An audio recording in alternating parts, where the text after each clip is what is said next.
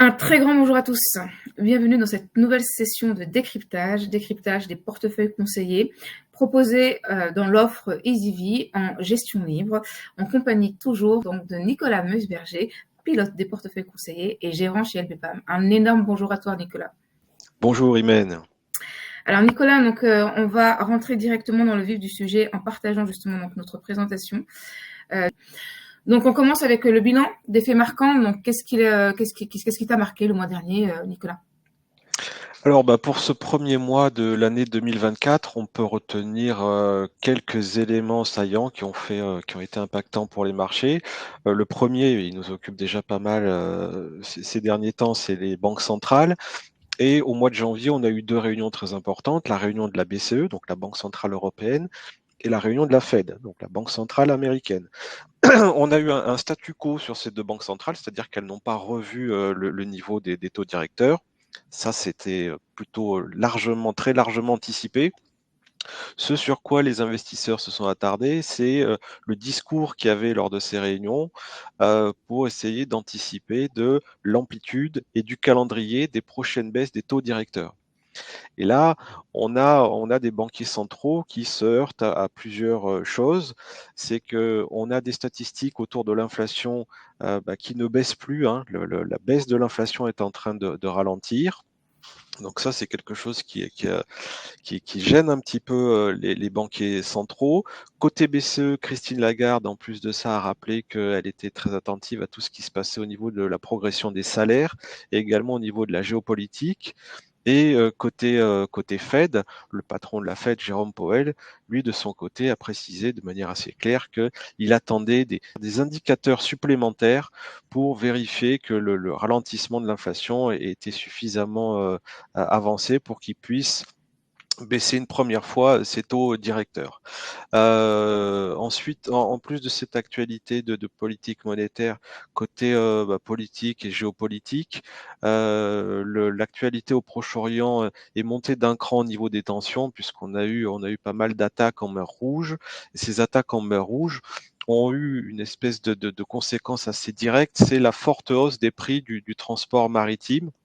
Donc tous les bateaux qui arrivent d'Asie et qui viennent en mer Rouge pour aller traverser le canal de Suez pour aller soit vers l'Europe, soit plutôt euh, sur la côte est américaine. Mais on voit que les prix de ce trafic maritime là ont fortement augmenté.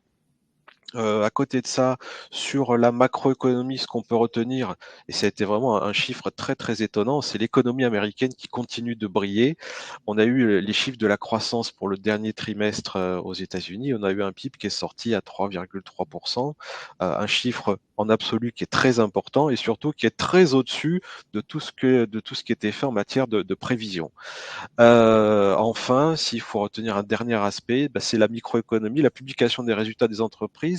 Même si on n'est qu'au début de la saison de publication des résultats, on a des entreprises qui publient des résultats qui sont plutôt assez satisfaisants à ce stade. Mais encore une fois, j'insiste, on n'est qu'au début de cette saison de publication de résultats. La conséquence sur les marchés, c'est qu'on a des actifs risqués qui ont été plutôt favorablement orientés. Les actions de la zone euro ont progressé de 2,2%, les actions américaines de 1,5% et les actions japonaises, encore une fois, ont caracolé en tête avec une hausse de 8,5% sur le mois de janvier. Ça, c'est pour les actions des pays développés. Du côté des pays émergents, c'était pas tout à fait la même donne. On a des actions chinoises qui, encore une fois, ont connu un moment un peu difficile. Le début d'année pour les actions chinoises a été assez difficile et les actions chinoises représentent un poids assez important, voire même très important dans les marchés d'actions émergents globaux. Et donc, ces marchés d'actions émergents globaux ont baissé de 4,6% sur le mois de janvier. Enfin, sur les marchés obligataires, on a des obligations souveraines qui ont été pénalisées par une légère hausse des rendements. Donc, on a des obligations souveraines qui ont baissé de 0,6% en zone euro. Et du côté du crédit, donc des obligations d'entreprise, on a eu un parcours un peu meilleur, un peu comme sur celui des actions, puisque le crédit investment grade, donc les obligations d'entreprise bien notées, se sont appréciées de 0,2%. Et les entreprises les plus spéculatives, elles, ont progressé de 0,5%. Voilà, si on fait un résumé de ce qui s'est passé, de ce qu'il fallait retenir pour le mois de janvier. Alors du coup, quels sont à présent justement donc les messages à avoir à l'esprit donc pour ce mois de février, notamment à l'issue de votre dernier comité d'investissement? Alors, nous venons de tenir il y a quelques jours notre comité d'investissement pour essayer de tracer notre route pour construire nos allocations pour ce mois de février. On va retenir 4 messages clés. Le premier message clé autour de la croissance, on en parlait à l'instant. Vraiment, c'est ce qui est revu en hausse de notre côté, c'est nos anticipations sur l'économie américaine. On pense que l'économie américaine devrait s'en sortir un petit peu mieux que ce qu'on anticipait jusqu'à présent. On devrait avoir une reprise très graduelle de la croissance en Europe, également. Donc ça, c'est quelque chose qui a un petit peu changé par rapport à nos précédentes vues. Le deuxième message clé, autour de l'inflation. On a toujours une désinflation qui est rapide, mais le dernier pourcentage qui manque pour atteindre les cibles de 2% d'inflation sont toujours un petit peu difficiles à atteindre. Donc c'est quelque chose sur lequel on est très attentif parce que ça nous amène justement au troisième message qui est la politique monétaire. On en parlait à l'instant avec les réunions des banques centrales européennes et américaines en janvier. Sur la politique monétaire, ça y est, on met de côté, il y aura plus de hausse de taux. Le cycle de hausse de taux est complètement terminé. Maintenant, on anticipe le début des baisses de taux plutôt au deuxième trimestre de l'année 2024. Encore une fois, j'en parlais tout à l'heure, les banques centrales attendent quelques indications supplémentaires avant de tirer la première cartouche de baisse des taux directeurs. Et selon nous, ça devrait être au cours du deuxième trimestre de l'année 2024. Enfin, le quatrième message clé, c'est tout ce qui touche la politique et la géopolitique. La politique, pour commencer, on a un calendrier électoral qui est très, très, très chargé au cours de cette année 2024. Et dans toutes ces élections qui vont arriver, on va en retenir certaines. Les élections européennes au début du mois de juin. On aura également des élections législatives au Royaume-Uni et de manière probablement beaucoup plus impactante, au mois de novembre aux États-Unis, les élections présidentielles. Donc on voit qu'on a vraiment un ordre du jour électoral très chargé pour cette année 2024. Je n'ai cité que quelques élections, mais il y en a beaucoup d'autres, hein, puisque on a à peu près un être humain sur deux qui va être amené à voter au cours de cette année. C'est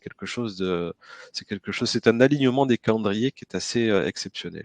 Du côté de la géopolitique, on a toujours le conflit entre la Russie et l'Ukraine, hein, qui ne faiblit pas.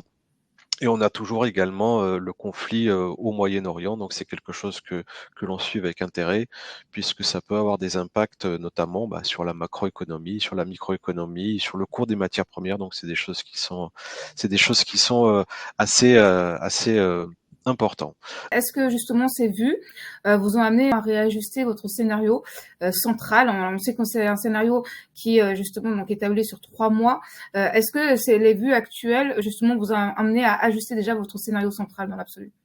Alors justement, le fait qu'on ait revu, qu'on soit un peu moins négatif sur la macroéconomie et sur la croissance fait que ça se retrouve sur nos anticipations sur certains marchés, notamment sur le marché des actions.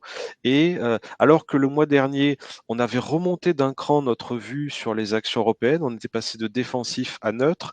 Eh bien c'est pareil, alors que sur les actions américaines, on était plutôt encore un peu défensif. On va monter d'un cran et redevenir neutre sur les actions américaines. Et si on regarde les actions au global, on est neutre sur quasiment toutes les actions. Alors c'est pas un manque de conviction, c'est juste qu'on était assez défensif ces derniers mois. On voit qu'on a monté graduellement, on a remonté notre vue sur ces différents marchés d'actions. Le seul marché sur lequel on est un petit peu prudent, c'est les actions japonaises, tout simplement parce elles ont eu un rallye boursier très très important, que d'un point de vue valorisation, il n'est pas impossible que le marché des actions japonaises ait besoin de respirer. C'est pour ça que sur les principaux marchés, on anticipe à 3 mois une absence de hausse et une absence de baisse. On anticipe 0% à 3 mois. Sur les actions japonaises, on anticipe plutôt une baisse de l'ordre de 1% sur les 3 prochains mois. D'accord. Donc du coup, on monte d'un cran en ce qui concerne la classe d'actifs actions. Qu'en est-il du fixed income et notamment des obligations souveraines et des obligations d'entreprise? Alors, sur les obligations souveraines, on anticipe pour le mois qui arrive et les 3 mois qui arrivent assez peu de mouvements, hein, puisque on est sur une zone un peu charnière. L'actualité des taux est vraiment impactée par la politique monétaire. Sur les obligations souveraines, on anticipe des anticipations, assez neutres. Par contre, c'est sur les obligations d'entreprise où on reste toujours un peu plus constructif, notamment sur le crédit investment grade, donc les entreprises bien notées sur lequel on anticipe une progression de l'ordre de 1,5% sur les 3 prochains mois.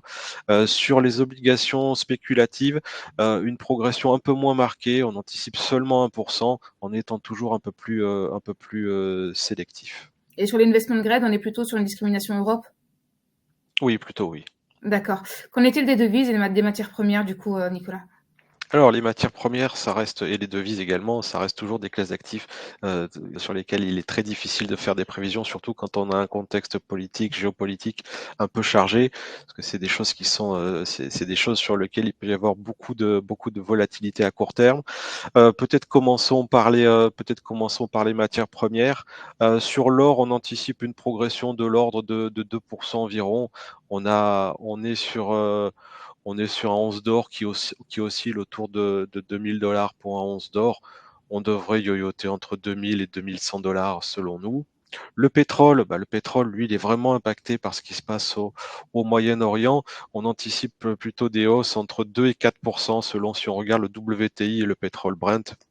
Plutôt une hausse de 2% sur le WTI, plutôt une hausse proche de 4% sur le pétrole Brent. Et enfin, sur les devises, si on regarde au moins la paire euro-dollar, on anticipe une légère baisse de l'euro face au dollar, donc un renforcement du dollar. Voilà, face à certaines incertitudes, le dollar est toujours une monnaie refuge. Donc on anticipe un recul de l'euro d'environ 1,5% pour les 3 prochains mois face au dollar.